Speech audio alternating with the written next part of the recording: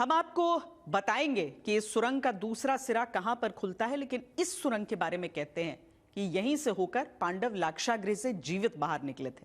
इसकी लंबाई इतनी मानी जाती है कि कोई अनजान अगर इसमें दाखिल हो जाए तो कभी बाहर नहीं निकल सकता, यह मान्यता है।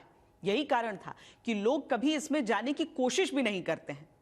अब समय के साथ साथ सुरंग कई जगह धंसने के कारण बंद भी हो गई है।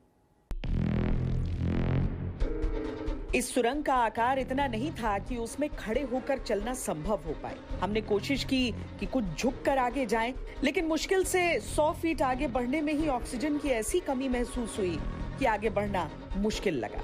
कच्चे किनारों के कारण ये डर भी बना हुआ था कि कहीं वो दीवारें कहीं ढह न जाएं, लिहाजा हम बाहर आ गए। बरनावा गांव में लाक्षागृह कृष्णा और हिंडन नदी के संगम पर स्थित है। दरअसल ये पूरा इलाका मिट्टी के एक टीले पर बना हुआ है।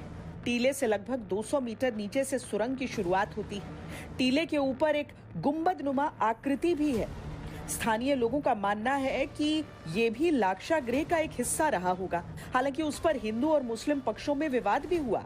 अदालत के दरवाजे खटखटाए गए और हिंदुओं के पक्ष में फैसला आया। और गवाही होने के बाद ये पाया कोर्ट ने इस बात के लिए कि ये वास्तव में कब्रिस्तान नहीं है और ये करीब 108 बीघे जमीन है। ये एक माने एक टिल्ला है, ये बहुत ऊंचा टिल्ला है जो है ये। और ऊंचा टिल्ला क्यों है? ये टिल्ला इसलिए है ये कि चूँकि यहाँ बता रहे इस बात के लिए कि यहाँ पांडव आए थे और उनको जलाने के लिए, मारने के लिए एक लाखा मंडप बनाया गया था। और रेवेन्यू कोर्ट्स में भी जो है ये लाखा मंडप ही दर्ज है। आज तक भी लाखा मंडप ही दर्ज है कागजों में। कोर्ट ने उसको माना इस बात के लिए। कुछ ज़मीन ये वन विभाग की थी, तो वन विभाग को भी के खिलाफ ये गई मुकदमा लड़ा हमारे इसने, हिंदू पक्ष ने जो है। तो ये माना गया कि नहीं, ये ज़मीन इन्हीं की है। 100 फीट ऊंचे और 30 एकड़ भूमि क्षेत्रफल में फैले टीले के रूप में महाभारत काल के अवशेष आज भी मौजूद बताए जाते हैं। कहा जाता है कि ये टीला वही लाक्षागृह है जहां पांडवों को जलाने का प्रयास किया गया था।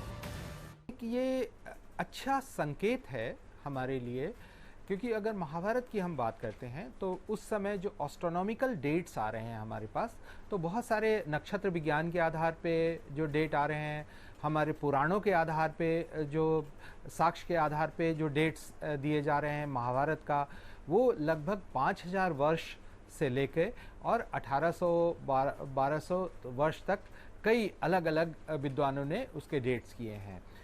और दूसरी महत्वपूर्ण चीज़ ये है कि एपिक्स जो हमारे हैं, एपिक में जिन चीज़ों की चर्चा है, जो सोफिस्टिकेटेड कल्चर की चर्चा है, जिस तरह का लाइफ स्टाइल वो लोग जी रहे थे, जो रथ की चर्चा है, उस समय जो वेपन्स की चर्चा है, उस समय की ज्ञान की जो चर्चा है उसकी पुष्टि, उस ज्ञान की पुष्टि यहाँ के फाइंडिंग से साफ दिखाई देता है कि उस तरह के वेपन्स हमें मिले हैं।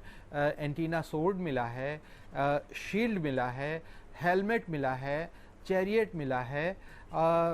तो इस तरह का इस तरह की जो चीज़ें मिली हैं, जो हमारे एपिक्स में वर्णन है, उससे काफ़ी मैच खाता है। भारत में पहली बार सिनौली से और तिलवाड़ा से 2 स्थानों से युद्ध रथ मिले हैं। युद्ध रथ मिलना एक भारतीय इतिहास और पुरातत्व के विषय के जानकारों के लिए पहला ऐसा एक आश्चर्यजनक घटना थी। जिस समय युद्ध रथ चलते थे तो एक आदमी ही उस पे खड़े होकर के युद्ध लड़ता था और उसमें 2 घोड़े जोते जाते थे और घोड़ों के ऊपर जो जुआ टिकाया जाता था वो भी वहां पे सिनौली में मिला है। अगर एविडेंस सामने दिख रहे हैं कि महाभारत इन्हीं एरियाज के अंदर, इसी क्षेत्र के अंदर हुआ है और यहीं पर उस सभ्यता के लोग और कौरव और पांडव आते जाते रहे हैं, उन्हीं का प्राचीन कुरु जनपद है। उस कुरु जनपद के एविडेंसेस यहाँ पे प्रचुर मात्रा में बागपत के अलग अलग स्थानों पर लगभग 100 स्थान मैंने चिन्हित किए हैं जहां पर मिलते हैं। बहरहाल महाभारत के अनुसार उस दिन लाक्षागृह में एक आदिवासी परिवार ठहरा हुआ था, जिसमें एक महिला और उसके 5 पुत्र थे। लाक्षागृह में आग लगने पर पांडव द्रौपदी समेत सुरंग के रास्ते सकुशल बाहर निकल गए, लेकिन वो आदिवासी परिवार उसी में जलकर खाक हो गया। 5 लोगों के जले हुए शव मिले तो हस्तिनापुर तक ये संदेश गया कि पांडव लाक्षागृह में जल मरे। वक्त के साथ यहाँ मिट्टी के टीलों ने अपनी जगह बना ली। और भारत का समृद्ध इतिहास महाकाव्य के किस्से में बदल कर रह गया। लेकिन 2005 में जब इस क्षेत्र के आसपास खुदाई की गई तो पता चला कि यहाँ लाक्षागृह से जुड़े निशान आज भी मौजूद हैं।